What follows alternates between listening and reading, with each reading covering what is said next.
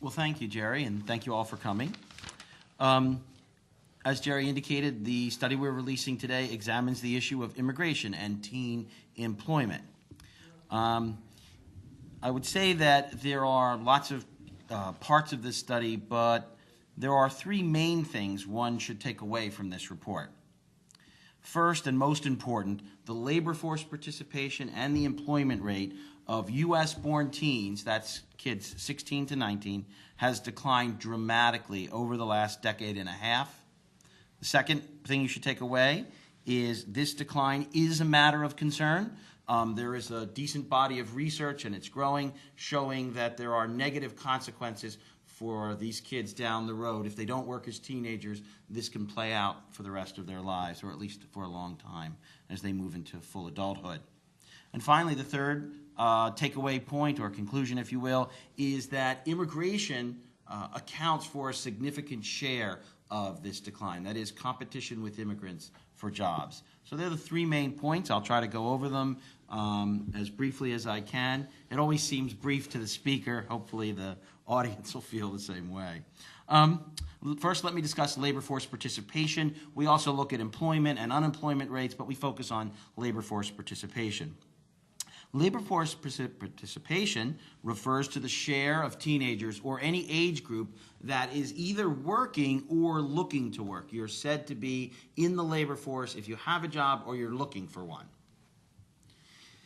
Now, the decline in labor force participation among American teens well predates the current economic recession.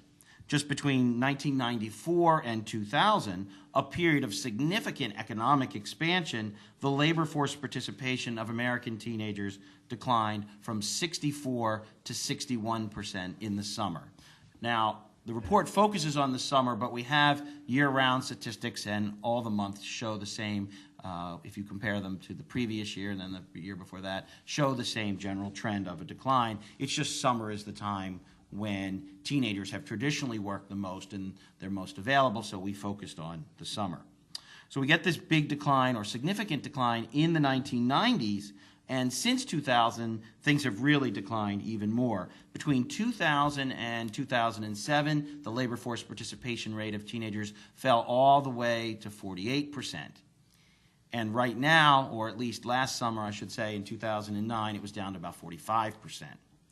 So basically, we've gone from a situation where, you could say nearly two-thirds of teenagers were in the summertime labor force to a situation even before the current recession that fewer than half were in the summertime labor force.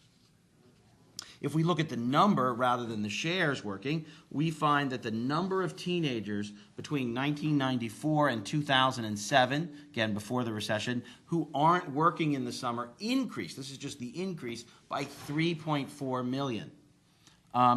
The total number of teenagers now not working is nearly 9 million in 2009. Now, that nearly 9 million, remember, compares to less than 5 million back in '94. There are a huge group of kids now in the United States that appear to be idle every summer, and that number continues to grow. Now, one of the most interesting findings is that the decline in teenage summer employment has impacted teenagers from every segment of society. We have a lot of detailed statistics. I won't go into them in the report, but you're free to look at them.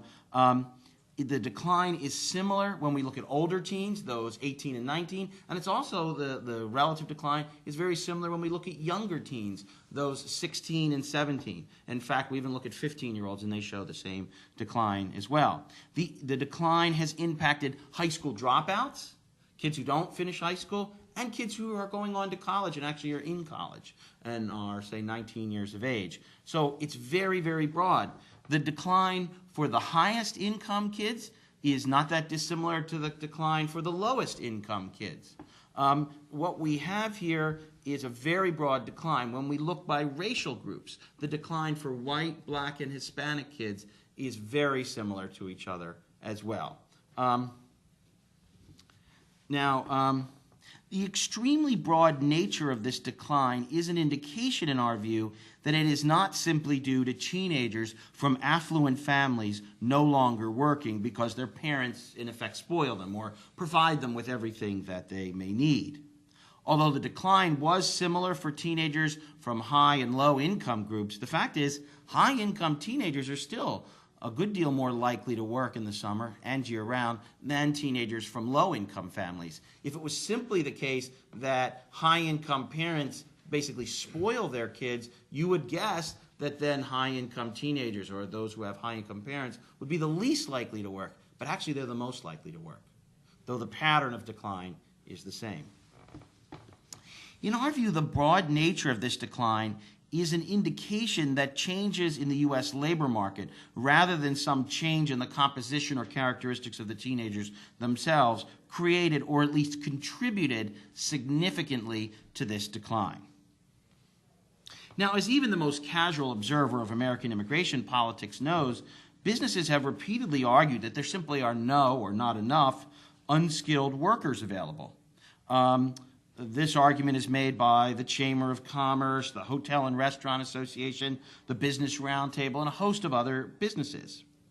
But it is very difficult to reconcile the decline in teen employment with the contention that simply no seasonal workers are available to fill jobs that require relatively modest levels of education. One would think that if seasonal workers were really in short supply, the share of teenagers in the labor market would actually be increasing.